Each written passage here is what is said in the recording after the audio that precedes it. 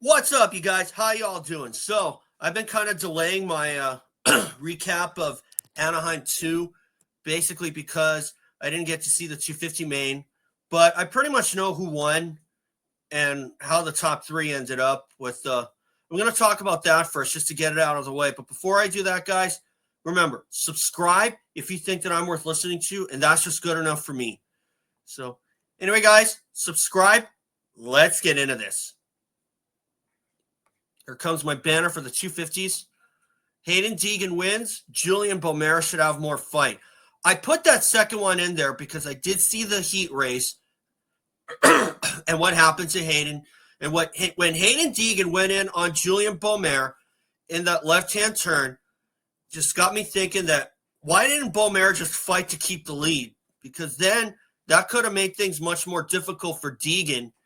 And what really bothered me for the rest of the night's racing was exactly that, why Beaumer didn't have that kind of fight. I mean, I understand it is only the heat race, but at the same time, if you want to take all the confidence you can into the main event, take it. If it means getting a win, that'll do well for you for the rest of the season. But props to Haiden Deegan for keeping it upright after he came up short in that rhythm section. I thought for sure that Deegan was going to eat it badly. And it turns out he was able to keep it up on two wheels. The main event saw those two come out 1-2, Deegan and Beaumer. But Beaumer didn't really challenge him. And Jordan Smith was running third. And then he crashed in the sand section, which was a bummer for sure. But that was just bad luck on Jordan Smith's part. But it opened the door for Cole Davies to take the third place position. And good on Cole Davies, too, because I had a feeling that after what I'd seen from him in the last couple of races, this one included, or I should say in the last race at San Diego, he was going to hit the podium sooner or later, and he proved me right. So, once again, good on Cole Davies, but I think after this race, Beaumer should make some mental notes to fight for whatever position he has. I don't care if you're first place or second or third, or if you're in the just barely breaking the top 10. You have to fight if you want to keep that momentum in your corner and still make it in to a good finish. But Beaumer is certainly proving that second place at Anaheim 1 was definitely no fluke, and he came through to win in San Diego. But as far as the field that is depleting, but the West field is depleting because Ty Masterpool got pulled in for the West Coast for Pro Circuit after Garrett Marchbanks missed Anaheim 2 because of a crash, supposedly. And Levi Kitchen had to move to the East due to a illness. And then Drew Adams was brought over, and he ended up finishing 8th. So that was a ride that kind of went under the radar, but good for Drew to come in and make a splash. I mean, 8th place probably wasn't what he was looking for. He probably might have been looking for a win. But then again, you got to remember that that was his first race pretty much, so he can't go back to futures. And so good on Drew Adams to get an 8th in his first pro race. Do I think he's going to win one? Probably not, but still, if he can win one, great. If he doesn't, then just learn the ropes. I mean, but sometimes you go through that phase of too easy, too quick, and sometimes that can bite you, and, it can happen. But then again, at the same time, if you got a lot of natural talent like McGrath, you can kind of get away with it for quite a while. But am I saying McGrath got away? But am I saying that McGrath got away with that kind of stuff? No, but he used it to his advantage. And but really, if you're Carmichael or someone like Ricky Carmichael, That's probably the best thing that can happen to you. You know, if it all comes too easy, too quick for you, somewhere down the line, you're going to have to pay a price. And it doesn't look like that Cole Davies and Drew Adams are going to do that anytime soon.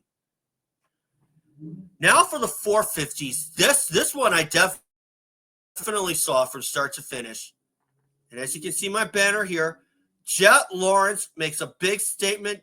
Tomac flaked on beast mode. I'm going to say that right now. Okay? Now, a lot of that could be chalked up to the start. I'm going to talk about Tomac first and why I say that. A lot of you are saying that Jett witnessed beast mode, which on one hand is true, but at the same time, for Tomac to prove that beast mode is back, he had to do that at least back-to-back races, and he did not. And a lot of that had to do with the start, and Tomac just completely choked on the start. He ended up 8th for the night. I don't think a lot of people would have guessed that Eli Tomac was going to be 8th. But had Tomac gone down, I'm sure Denny Stevenson would have come out with the Eli toe kind of stuff, which cracked me up for sure, and really described an older version of Tomac because he would always crash so much while going for the lead. And that just kind of defined him until he got a lot more smoother upon going to Yamaha, until that Achilles injury happened at Denver. So, Tomac on beast mode, no, you didn't convince me, okay? A lot of that had to do with the start, but that was also, at the same time, that was also a track that was really hard to pass on unless you got really creative or you just knew how to make passes. And that's what Jett Lawrence did.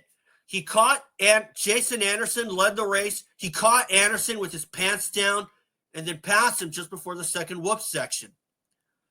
But Jett Lawrence, man, you look at what happened to him as of late with firing Lucas Mirtl and then comes through with a statement victory. That's only going to do wonders for his confidence and his ego, because the fact that Jett was able to come through and prove that he had that natural talent to come out and win after what happened to him and Hunter Lawrence with the firing of Lucas Mirtl. I mean, am I saying that Lucas Mirtl is guilty? No, because I don't know anything, because I only know one side of the story, and I'm sure a lot of us do as well. But still, for Jett to come through with that win, you know, how many people would have predicted that Jett was going to win that race? I know I would have.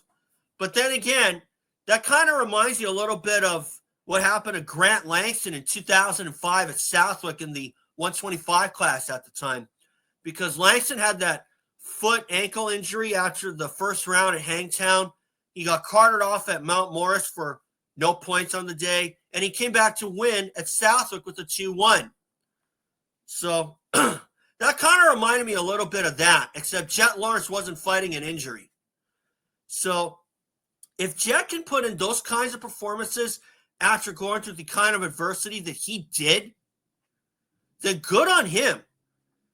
Because that's a hell of a better response when you consider what happened to Gavin Graysick back in the late 2000s when he lost his dad to Lou Gehrig's disease. And then in 2006, his fiancée passed away mysteriously. And Graysick was riding with the heart on his sleeve a few too many times. And so the fact that a lot of people would probably be emotionally wrecked by that time, but not Jett Lawrence. Now, the fact that Jett didn't have to deal with those kinds of circumstances does kind of nullify things. But still, everybody's fighting a losing battle that nobody knows about. And for Jett Lawrence and Hunter Lawrence firing Lucas Mirtl, that is something that nobody saw coming. But for Jett to come through and make these kinds of statements is proof, in my mind, that if Jett Lawrence gets on a roll like this, he is going to be really, really, really difficult to stop. Okay? And we could be looking at back-to-back titles from someone like Jett Lawrence. Now, if he does, that's going to carry a lot more weight than Ryan Dungey when he won the title in 2010 with 6 wins and won only 1 race in 2011. And I was speculating to myself that Dungey was going through that phase of too easy, too quick. Okay? Now, for Jett, at least in Supercross anyway, for Jett Lawrence, is he going through that too easy, too quick phase? At this point, no, because he kind of proved me wrong after that 12th at Anaheim 1. But again, a lot of that could be chalked up to the unpredictability of Anaheim 1. Okay? So, if Jett wins the next race at Glendale, I don't think there's any stopping him. And the only guy who can stop Jett is probably Chase Sexton. Okay? I don't know about Eli Tomac. He probably will. But Tomac is really hot and cold and kind of unpredictable, like Damon Bradshaw and James Stewart in a way. Okay? Let that little thing stick in your mind for a while. So, anyway, guys, that's all for today. And remember, subscribe, and I'll see you all for Glendale. I'll probably have to rewatch the races because I have men's basketball against Cal State Fullerton that night. But I will do recaps of that and UC San Diego, which is tonight. Okay, so thanks, guys. Subscribe, and I'll see you all later.